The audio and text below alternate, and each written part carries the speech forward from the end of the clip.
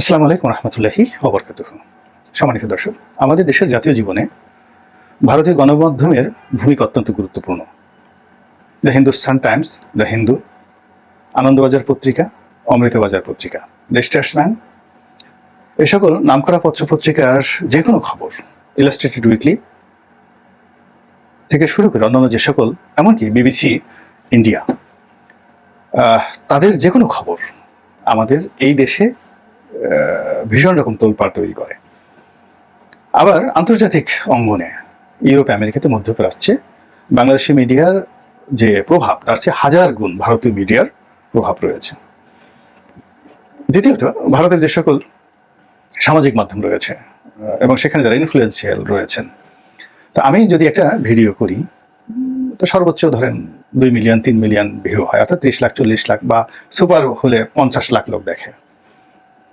তো বছরে আমি যদি দৈনিক 2টো ভিডিও করি তাহলে 700 ভিডিও করি, এর বেশিরভাগই গড়ে 1 লাখ থেকে 2 লাখ ভিউ হয় অ্যাভারেজে, আর যেগুলো পপুলার সেগুলো এরকম 40 লাখ 50 লাখ হয়।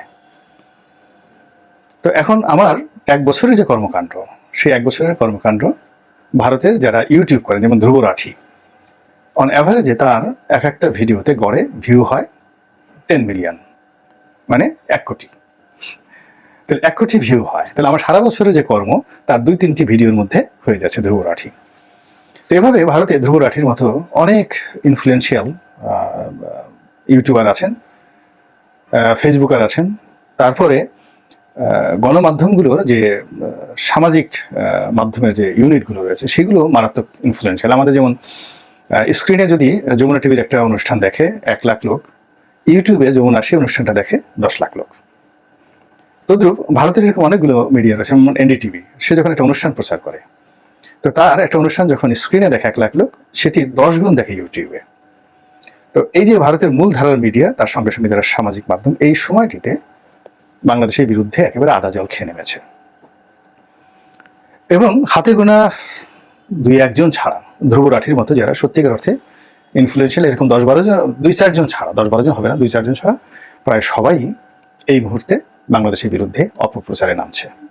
সীমাহীন অপপ্রচার, অকথ্য ভাষায় ভারতীয় জনগণকে এমনভাবে উত্তেজিত করছে যে বাংলাদেশ থেকে অচিরেই 2 কোটি হিন্দু ভারতে আশ্রয় নেবে। এবং এই 2 কোটি হিন্দু ভারতে যদি আশ্রয় নেয় তাহলে ভারতের অর্থনীতিতে কি সমস্যা হবে, রাজনীতিতে কি সমস্যা হবে এবং সীমান্তে কি সমস্যা হবে, এই ভীতিকর একটি গুজব তারা ছড়াচ্ছে।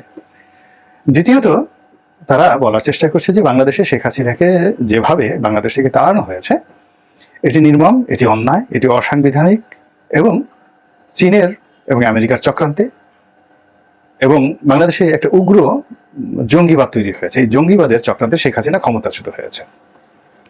তো কাজেই শেখ হাসিনাকে আবার ক্ষমতায় বসাতে হবে, প্রয়োজনে বাংলাদেশে ভারতীয় শূন্য সমাবেশ ঘটাতে হবে, এবং যা কিছু করা দরকার শেখ হাসিনাকে ক্ষমতায় বসানোর জন্য যা করা দরকার সবকিছু করতে হবে, এবং দরকার হলে বাংলাদেশকে অধিকার করতে হবে, সিকিম বানিয়ে ফেলতে হবে, কাশ্মীর বানিয়ে ফেলতে হবে। এইরকম প্রচারণা, কোটি কোটি লোক এই দৃশ্য দেখছেন এবং তাদের মধ্যে একটা, যাকে বলা হয় একটা বিক্ষোভ, ভারতীয় নাগরিকদের মধ্যে একটা বিক্ষোভ তৈরি হয়ে যাচ্ছে এই বাংলাদেশের বর্তমান রেজিমের বিরুদ্ধে, বিএনপির বিরুদ্ধে, জামাতের বিরুদ্ধে, ডক্টর ইউনূসের বিরুদ্ধে।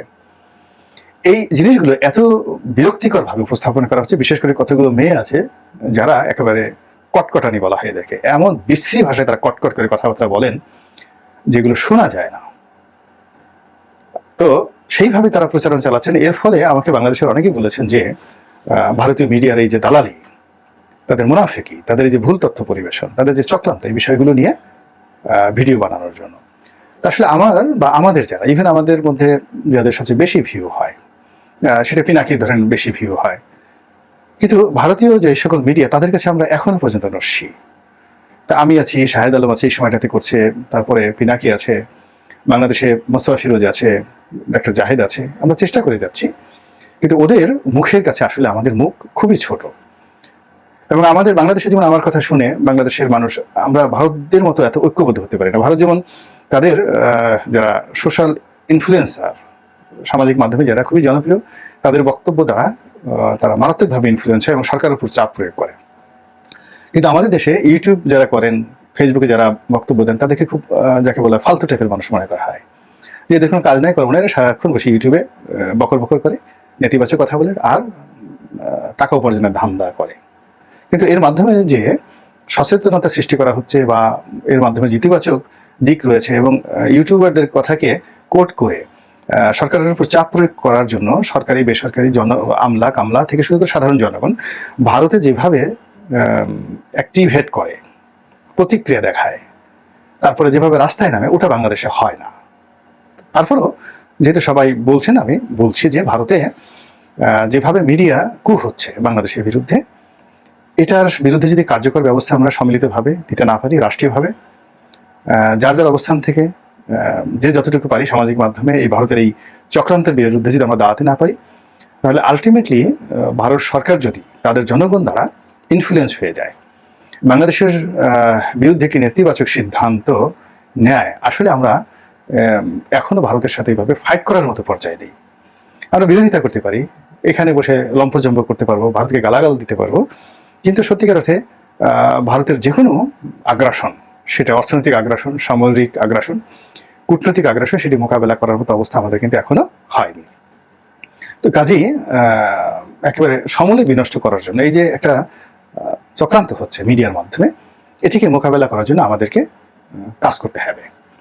এখন ভারতীয় মিডিয়া শেখ হাসিনাকে মহামানবী হিসেবে প্রমাণ করার চেষ্টা করছে, ভারত বন্ধু হিসেবে প্রমাণ করার চেষ্টা করছে, এবং তার কর্মকাণ্ডের মধ্যে যে ভালো দিকগুলো রয়েছে সেইগুলোকে লাইমলাইটে এনে তারা ইতিবাচক প্রচারণা করছে। এখন সেই ইতিবাচক প্রচারণার বিরুদ্ধে কেবলই মাত্র নেতিবাচক কথা বলে কিন্তু সেই ভারতীয় মিডিয়াকে মোকাবেলা করা যাবে না। এখানে সত্যিকার অর্থে যারা গণমাধ্যম নিয়ে পড়াশোনা করেছেন, বড় বড় সাংবাদিক রয়েছেন, ইন্টেলেকচুয়াল লেভেলে কিছু কর্ম করতে হবে। শেখ হাসিনার একটা কার্টুন ছাপিয়ে দিলাম, তাকে ডাইনি বানিয়ে দিলাম, তার বাপ মাতুরে খুব অশ্লীল ভাষায় কয়েকটি গালাগাল দিলাম, সে কয় ব্যাগ টাকা নিয়ে পালিয়েছে, কত হাজার কোটি টাকা চুরি করেছে, এই সমস্ত জিনিসগুলো বললাম, এটা দিয়ে ভারতীয় মিডিয়ার যে প্রচারণা সেটা বন্ধ করা যাবে না। তারা খুব সায়েন্টিফিক্যালি এবং খুব সিস্টেমেটিক্যালি এমনভাবে তারা কাজ করে যাচ্ছে, যেটি আগামী 3-4 মাস যদি এইভাবে তারা চলতে পারে, তাহলে শেখ হাসিনাকে কেন্দ্র করে ভারতে যে ইতিবাচক একটি জনমত তৈরি হচ্ছে, সেই জনমতের যে ধাক্কাটা কিন্তু বাংলাদেশেও আসবে। এবং বাংলাদেশে এখন যারা অনেকে শেখ হাসিনার বিরুদ্ধে বিষোদ্গার করছে, তারাও কিন্তু ইনফ্লুয়েন্স হয়ে শেখ হাসিনার জন্য হাহাকার তৈরি করবে। আপনারা বোঝার চেষ্টা করুন, বাংলাদেশে এই যাবৎকালে সবচেয়ে বড় যে কটি সমাবেশ হয়েছে, 4টি সমাবেশ হয়েছে। আপনি অবাক হয়ে যাবেন যে সবচেয়ে বড় সমাবেশটি হয়েছিল যখন আপনার আইয়ুব খান ক্ষমতা লাভ করলেন এবং তিনি বাংলাদেশে আসলেন বক্তব্য দেওয়ার জন্য। তখন আইয়ুব খানকে দেখার জন্য মানুষজন যে ভিড় করেছিল, ওই সময়টিতে ঢাকাতে যে সমাবেশ হয়েছিল, এখনো পর্যন্ত সবচেয়ে বড় সমাবেশ বলা হয় ঐতিহাসিক সেই আইয়ুব খানের সমাবেশ। দ্বিতীয় যে সমাবেশ, সেটা হলো আইয়ুব খানের বিরুদ্ধে যখন ফাতেমা জিন্নাহ দাঁড়িয়েছিলেন এবং তিনি যখন বাংলাদেশে এসেছিলেন, তখন সারা বাংলাদেশে তাকে কেন্দ্র করে যে উন্মাদনা হয়েছিল, এটা হলো সংখ্যার বিচারে দ্বিতীয় জমায়েত।